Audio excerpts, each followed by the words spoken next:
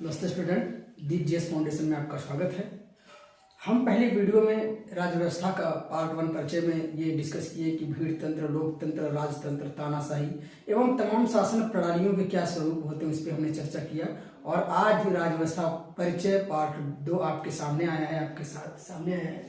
इस पे हम अन्य प्रकार के शासन व्यवस्थाओं पे चर्चा करेंगे कि केंद्र और राज्य के संबंध के आधार पर कैसे बांटेंगे, वहां के शासन पद्धति के आधार पर उस देश की संरचना को, संविधान की संरचना को कैसे समझेंगे, इस पे हम डिस्कस करेंगे। आप बोर्ड पे देख सकते हैं कि अगर शासन प्रणाली के अन्य प्रकारों को ये हम चर्चा करें तो हम देखेंगे कि केंद्र और राज्य के संबंधों के आधार पर और कार्यपालिका तथा विधायिका के संबंधों के आधार पर 2 वर्ग में इसको डिवाइड करते हैं। तो पहले वर्ग में हमारा आता है केंद्र और प्रांत के संबंधों के आधार पर परिसंघात्मक प्रणाली यानी कि कॉन्फेडरल सिस्टम। दूसरा आता है संघात्मक प्रणाली यानी कि फेडरल सिस्टम। तीसरा आता है एकात्मक प्रणाली यानी कि यूनिटरी सिस्टम। अब जरा इस बात का ध्यान देंगे कि हमने जब सभी देशों का अवलोकन किया संविधान बनाते समय, तो हमने हर देश से वो सभी अच्छी चीजें ली, यानी कि हमारे जो पूर्वज थे, जो संविधान निर्माता थे, वो अन्य देशों से उन सभी अच्छी चीजों को समाहित किया अपने संविधान में जो देश की हित के लिए जरूरी था। तो इन शासन प्रणालियों का हम अध्ययन करेंगे और ये एनालिसिस करेंगे कि वर्तमान में कौन से देशों में किस प्रकार की व्यवस्थाएं हैं और हमारे देश में किस प्रकार की व्यवस्थाएं और हम किस प्रकार से कार्य करते हैं। तो हम पहला देखते हैं केंद्र और प्रांत के संबंधों के आधार पर परिसंघात्मक प्रणाली, जिसको कहते हैं कॉन्फेडरल सिस्टम। तो इसको समझने के लिए हम इसके कुछ कॉन्सेप्ट को समझते हैं। पहला कॉन्सेप्ट ये है कि ये केंद्र और राज्य के संबंध के आधार पर बताता है। तो स्वाभाविक है कि इसमें केंद्र और राज्य की अवधारणा शामिल है। तो ऐसे में क्या होता है कि जो परिसंघात्मक प्रणाली है, इसमें जो राज्य होता है वो कई राज्य मिलकर, जो छोटे छोटे स्टेट होते हैं, जैसे उत्तर प्रदेश मान लीजिए, मध्य प्रदेश, हिमाचल प्रदेश, इस प्रकार से छोटे छोटे स्टेट मिलकर आपस में एक समझौता करते हैं कि देखिए अब हम लोग एक यूनिटी में रहेंगे, एक संगठन में रहेंगे। और वो संगठन एक समझौता करता है और एक संगठन का निर्माण करता है। ये संगठन क्या है कि बाह्य सुरक्षा,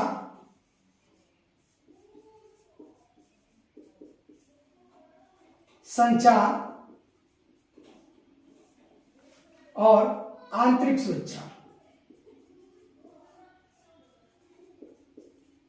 तथा विदेश नीति, इससे अपना निर्णय लेते हैं और इस पे अपना कार्य करते हैं। तो अब कौन कौन से देशों में ये व्यवस्थाएं हैं और कैसे, किस आधार पर एक वर्क करते हैं, हम इस पे समझेंगे। देखिए, इसमें क्या होता है कि ये कई राज्यों का एक समूह है, कई राज्यों का समूह जिसमें एक दूसरे से समझौता हुआ है। और समझौता के अंतर्गत ये अगर राज्य चाहे तो संगठन से अलग होकर, यानी समझौते को तोड़कर ये अलग होकर उस जो समूह या जो संगठन बना गया है उसको खत्म कर सकते हैं। इसका सीधा सीधा एग्जाम्पल आप यूएसएसआर देख सकते हैं, पूर्व सोवियत संघ रूस। इसमें क्या है कि आप देख सकते थे कि 1922 में इसका गठन हुआ था, पूर्व सोवियत संघ का 1922 में गठन हुआ था कई राज्यों को मिलकर, जैसे कि यूक्रेन हो गया, रूस हो गया, इस प्रकार के जो जितने देश, आज जो यूक्रेन और रूस में जो लड़ाई चल रही है, कहीं न कहीं उस यूएसएसआर के विघटन का कारण और परिणाम भी यही है। क्योंकि जब एक समूह और संगठन का निर्माण करने के लिए कई राज्य आपस में बने और एक समझौते के तहत कि हम अपने विदेश नीति, संचार और सुरक्षा के मामले में एक संगठन और समूह बनाकर हम शासन व्यवस्था प्रणाली को चलाएंगे। लेकिन जब इनमें आपसी सहमति नहीं बनती है तो ये समझौते को रद्द करके उससे अलग हो जाते हैं। और यही हुआ रूस में भी। 1922 में यूएसएसआर का गठन हुआ और 1992 में इसका विघटन हो गया। और इसमें जो राज्य होते हैं उनकी स्वतंत्रता रहती है। जैसे कि रूस अलग हुआ, रूस टूटे, यूक्रेन टूटे, तो ये सब आज उज्बेकिस्तान, तो ये सभी राज्य आज अस्तित्व में हैं। तो परिसंघात्मक प्रणाली में मतलब यही है कि जो राज्य के बीच में आपसी समझौता करके जो संगठन बनाया जाता है वो संगठन केंद्रीय सत्ता होती है। और केंद्रीय सत्ता जो करती है उस पूरे क्षेत्र का, जो एक देश का निर्माण करती है, उसके अंतर्गत उससे संबंधित सुरक्षा, विदेश नीति, संचार, इससे संबंधित निर्णय लेती है। तो इसमें क्या है कि इसको कहते हैं अविनाशी राज्यों का विनाशी संगठन।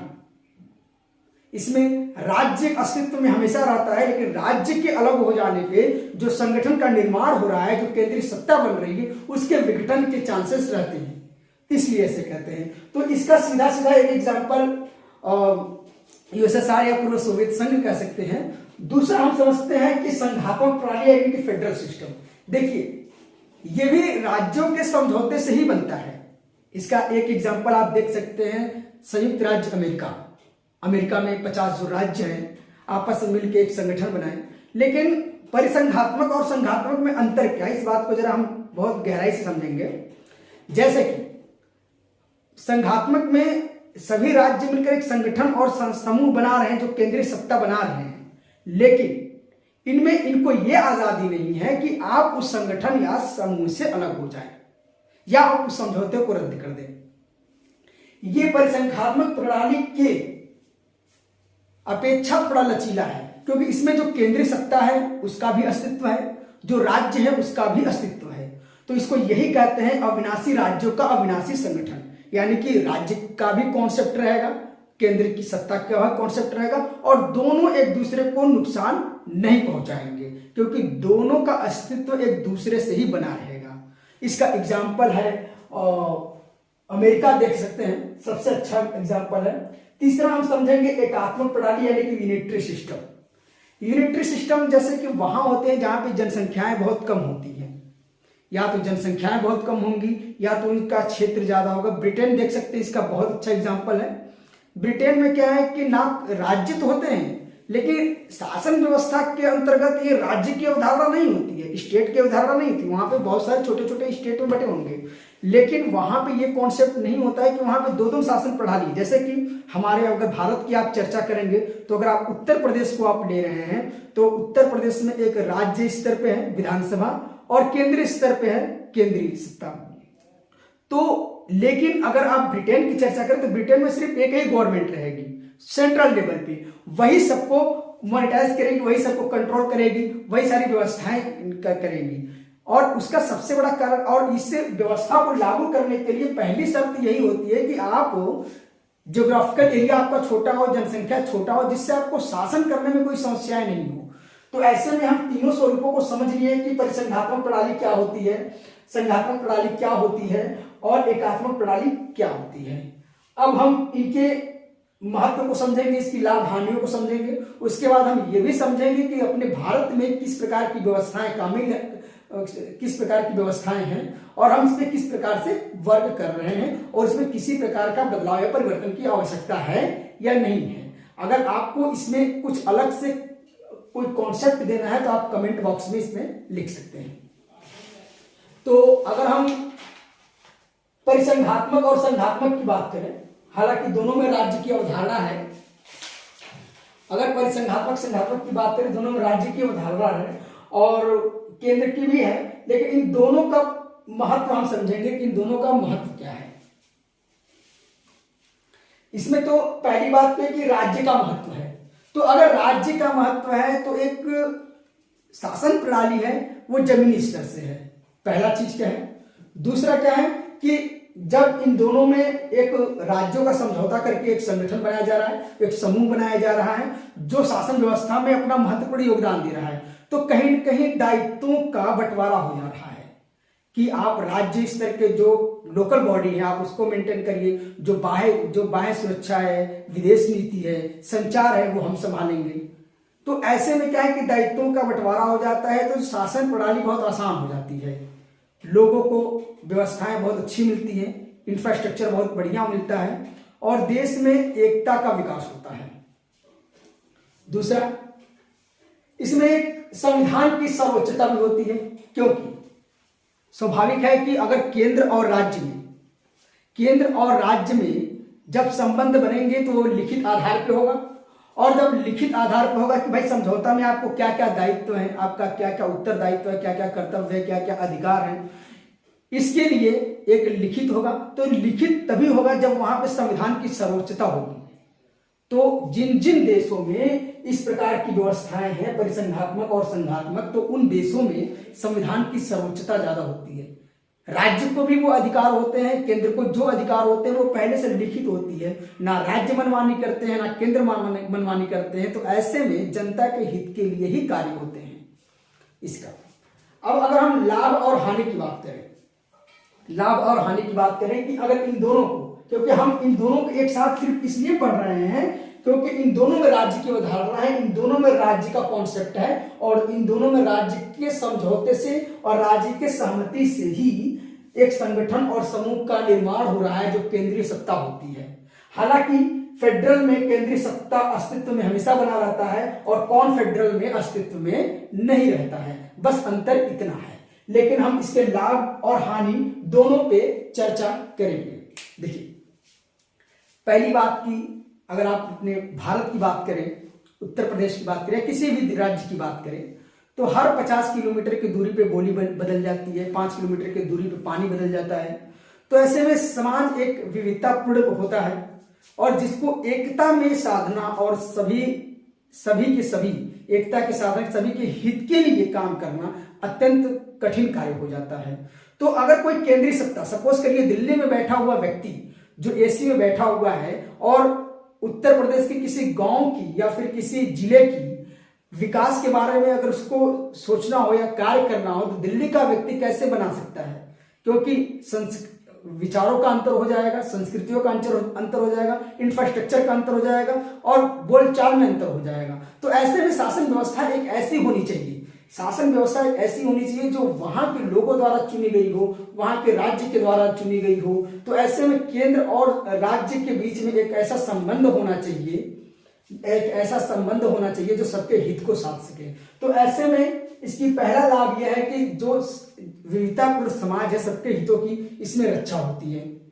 दूसरा, राष्ट्रीय एकता तथा स्थानीयता, यानी कि जो लोकल लोग हैं उनकी एक कल्चर होती है, उनकी एक विचारधारा होती है, उनके भी हितों की हम सुरक्षा कर लेते हैं। अगर हम इसके नुकसान की बात करेंगे, अगर इसके हम नुकसान की बात करेंगे तो नुकसान में यह है कि एक तो दोहरी सरकार आ जाती है, दोहरी शासन व्यवस्था है। दोहरी शासन व्यवस्था के अंतर्गत चुनाव बार बार कराने पड़ते हैं, समस्याएं बहुत होती हैं, कर्मचारी बहुत से नियुक्त करने पड़ते हैं और कभी कभी ऐसा होता है कि केंद्र और राज्य में अलग अलग अगर सत्ताएं आ गई, अलग अलग पार्टी आ गई, तो ऐसे में दोनों के विचारों में जब संघर्ष उत्पन्न होता है तो कहीं न कहीं विकास संबंधी योजनाओं में बाधा उत्पन्न होती है। तो इस प्रकार से जो एक योजना दीर्घकालिक जो निर्माण होता है वो देश के हित के लिए या फिर जनता के हित के लिए कार्य नहीं कर पाता है। तो ये हम दो को हम एक कैटेगरी में बांटकर देख सके। और तीसरा हम देखते हैं एकात्मक प्रणाली। एकात्मक प्रणाली में यही होता है कि जो एक आदेश होगा सेंट्रल गवर्नमेंट की तरफ से वो सबके लिए होगा, यानी कि एक सरकार होगी। और इसका एक देखिए लाभ ये है कि इसमें बहुत ज्यादा कर्मचारी नियुक्त करने की आवश्यकता नहीं पड़ती है, कम कर्मचारियों के बीच में ही कार्य हो जाता है। दोहरी शासन व्यवस्था नहीं रहती है तो कहीं न कहीं जो योजना होती है वो जनता के पास तक पहुंचती है, संघर्ष नहीं होता है, सत्ता के बंटवारा का संघर्ष नहीं होता है। तो ये अच्छा है। लेकिन इसमें एक नुकसान ये भी है कि जैसे क्षेत्र के हिसाब से दूरियां बढ़ने के हिसाब से विचारधाराएं बदल जाती है, लोगों की सोच बदल जाती है, लोगों की जरूरतें बदल जाती है।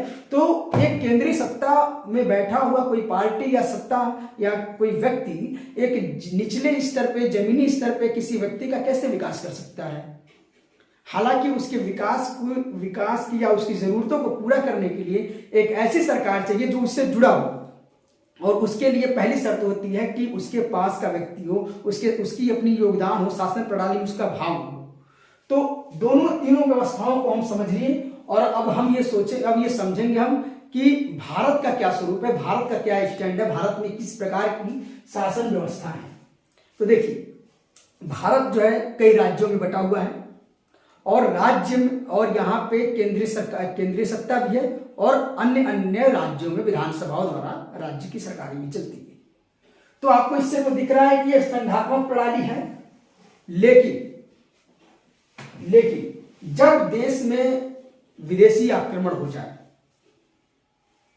या फिर किसी भी प्रकार का संकट उत्पन्न हो जाए, जैसे कि हम देख सकते हैं कि 1962 का जो हमारा चीन का युद्ध था, 1965 का युद्ध था, उसके बाद तमाम ऐसी आपातकालीन की स्थितियां जब उत्पन्न हुई तो परिसंघात्मक प्रणाली, संघात्मक प्रणाली के अनुसार हम कार्य नहीं किए। एकात्मक प्रणाली यानी कि राज्य का कोई भी निर्णय, जो राज्य विधानसभा का कोई भी निर्णय लागू नहीं होगा, उसको किसी भी प्रकार का इंटरफेयर करने का अधिकार नहीं है।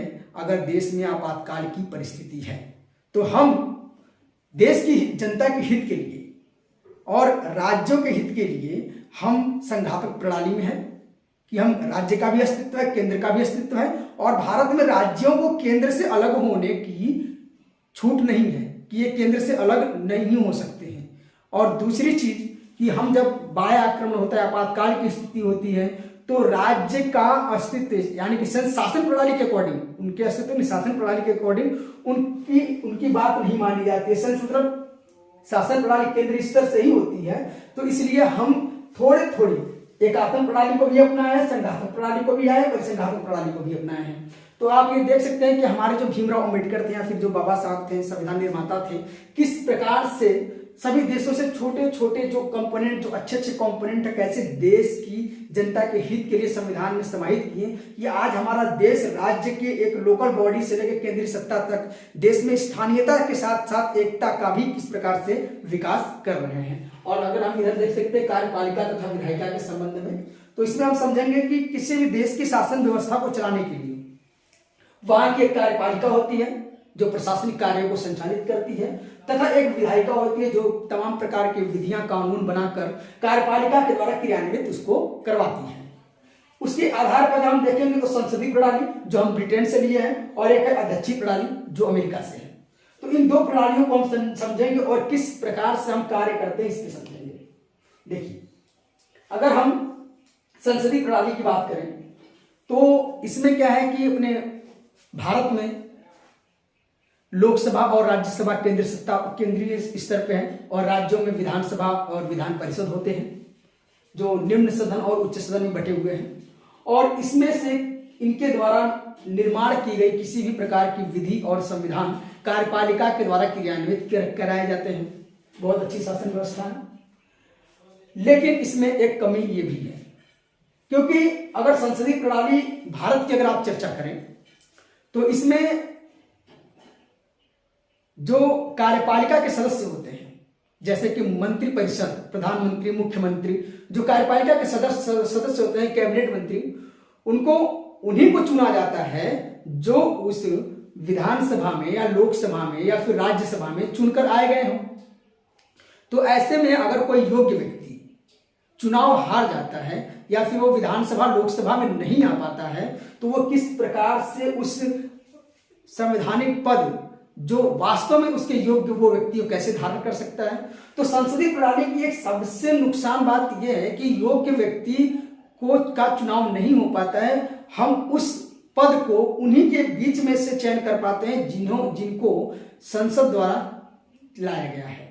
तो इसका एक नेगेटिव पॉइंट है, लेकिन एक पॉजिटिव पॉइंट यह है कि इसमें उन सभी वर्गों को प्रतिनिधित्व करने का मौका मिलता है जिन्हें अध्यक्षीय प्रणाली नहीं मिल पाता है। सेंस मतलब कि अगर आप अपने वर्ग की रक्षा करना चाहते हैं या अल्पसंख्यक हैं, तो आप चुनाव लड़ेंगे, चुनाव जीतेंगे, तो आपको भी बोलने का यानी कि अपनी बात रखने का मौका संसद में मिलेगा, आपके भी हितों की सुरक्षा की जाएगी।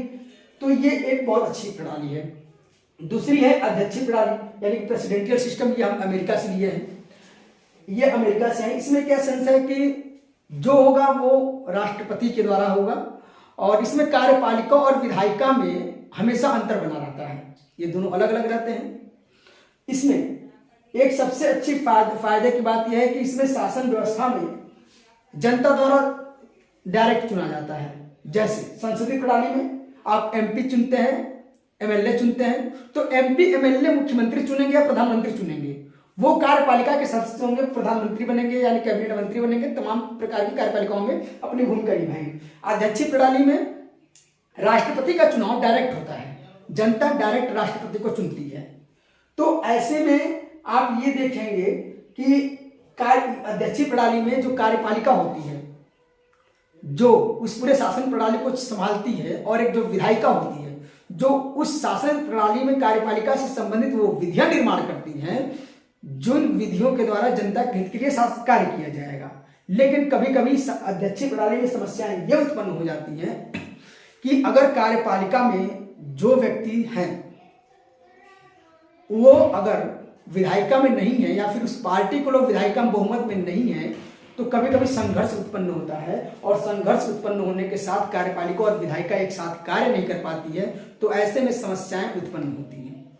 हालांकि संसदीय प्रणाली में कार्यपालिका तथा विधायिका दोनों एक साथ कार्य करती है, और विधायिका का व्यक्ति ही यानी कि जो संसद में के द्वारा जो संसद में चुना गया व्यक्ति है वही विधायिका की जिम्मेदारी भी निभाता है, वही कार्यपालिका की भी जिम्मेदारी निभाता है। तो उनके में संघर्ष बहुत कम होते हैं, और कहीं न कहीं देश में अपने संसदीय प्रणाली देश के हित के लिए बहुत अच्छा है। और भारत में जो अध्यक्षीय प्रणाली है वो राष्ट्रपति का वो नाम मात्र है, क्योंकि हम उनके नाम से एक शासन करते हैं, और वर्तमान में संसदीय प्रणाली हमारे देश में है। तो आज हमने भारत में शासन प्रणाली की व्यवस्थाएं को देखा, इसको समझा और जाना। आगे के हम नेक्स्ट वीडियो में संविधान के तीसरे वीडियो में हम ये समझेंगे कि संविधान का स्वरूप क्या है और संविधान की विकास यात्रा क्या है, कि हम कैसे संविधान की विचारधारा हमारे मन में आई, कैसे हमने संविधान को बनाया, और संविधान को बनाने में हमने किन किन कानूनों से अंग्रेजों के द्वारा निर्मित किन किन विधियों को अपने अंदर समाहित किया, इसको हम समझेंगे। और उस प्रकार उस देश में क्या परिस्थितियां थी, हमें संविधान की जरूरत कब पड़ी, क्यों पड़ी, कौन कौन से संगठन ने काम किया, अंग्रेजों का किस प्रकार से हमारे ऊपर प्रभाव है, इससे हम समझेंगे। इस वीडियो को आगे देखने शेयर करिए, लाइक करिए, कमेंट करिए। Thank you very much.